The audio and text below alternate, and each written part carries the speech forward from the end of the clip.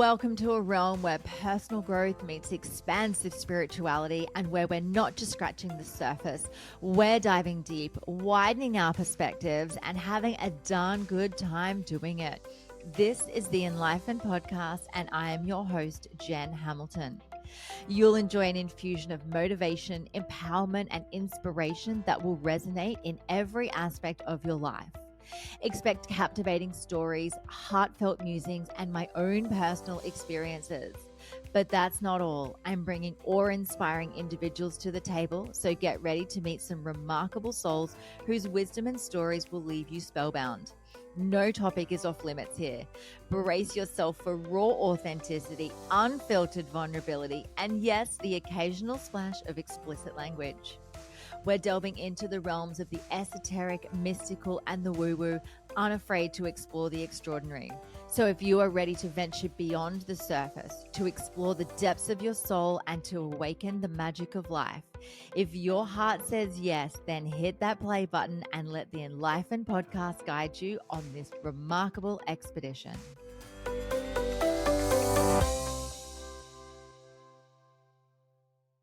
Hello, beautiful soul, and welcome to another episode of the Enlightened Podcast. I'm your host, Jen, here for another Soul'o Snippet today. And one of my favorite quotes that I want to share with you, which has been really present for me lately, and as you know, these Soul'o Snippets about me sharing what's on my soul at the time. The quote is, "What you aren't changing, you are choosing." And this can be in any area of your life.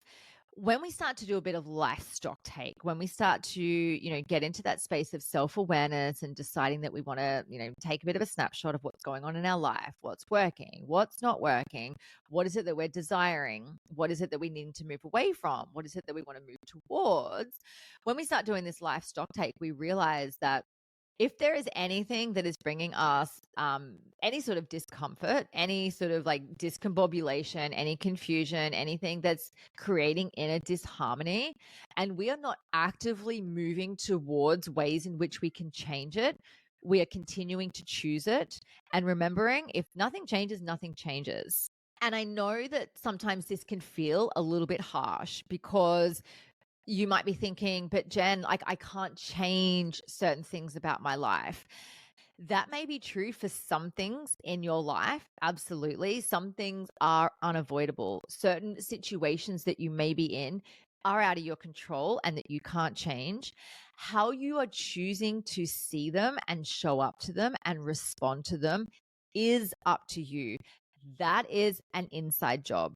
And sometimes it takes us to check in with ourselves around our tolerance for ambiguity. If we are the type of person that can't handle change or is fearful of change or tries to avoid change, yet you so deeply want a different experience of life, you've got to check in what the underlying belief system is and how you got to that belief system in the first place. And no doubt that's going to be sitting in your subconscious mind. We don't always have readily available access to all of those deep-seated beliefs. Come and see someone like myself, like a coach or a hypnotherapist that can help you get these belief systems out and change them. Or start asking yourselves the question to be able to go deeper inwards. Like, what is it that I'm truly having to believe about myself or about life in order to have this experience? That is one of my favorite questions that I ask myself.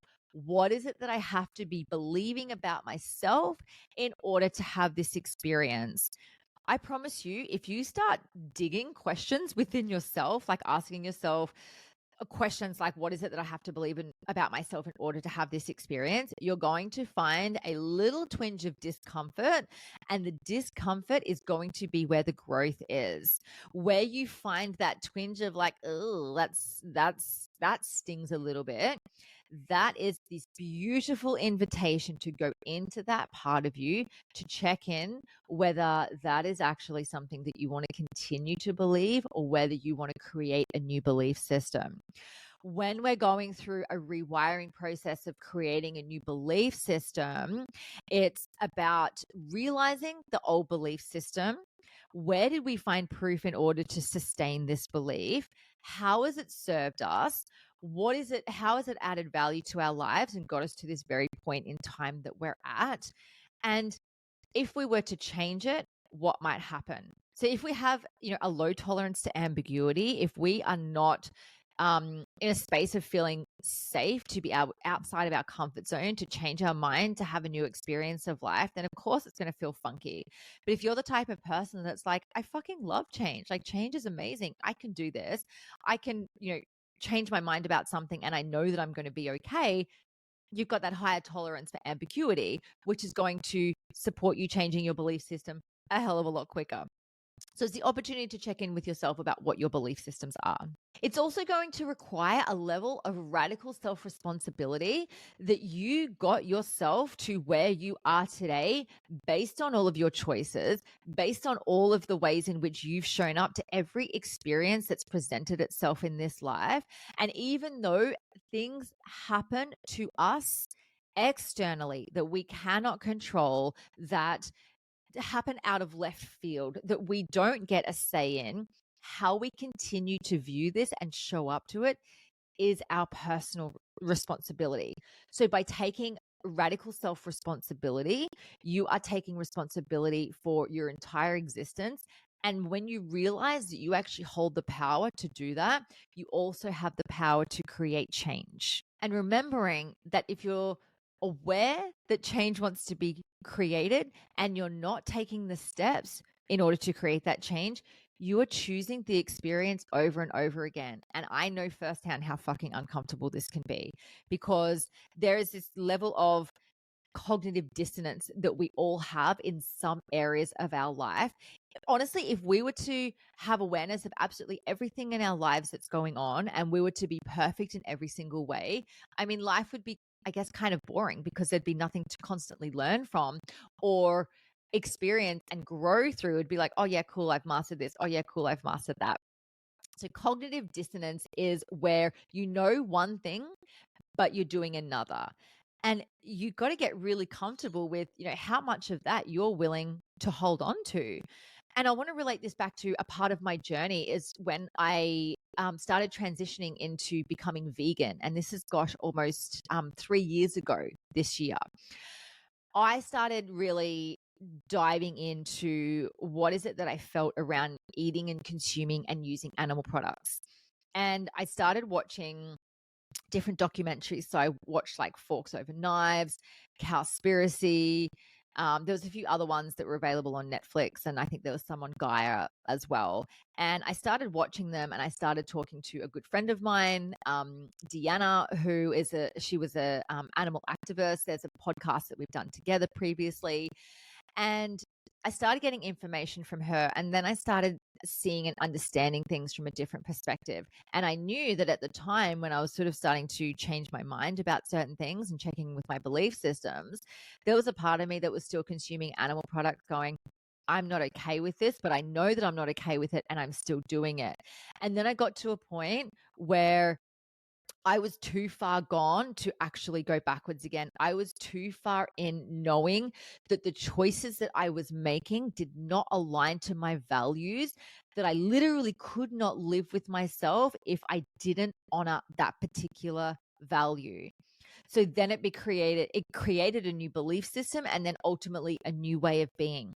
Remembering all of this stuff takes time. Like, you've got to be able to give yourself the grace to create change, because if you've been stuck essentially in a certain way for so long, it's going to take time to unravel this belief system and change your mind. Like, just be human for a moment, right?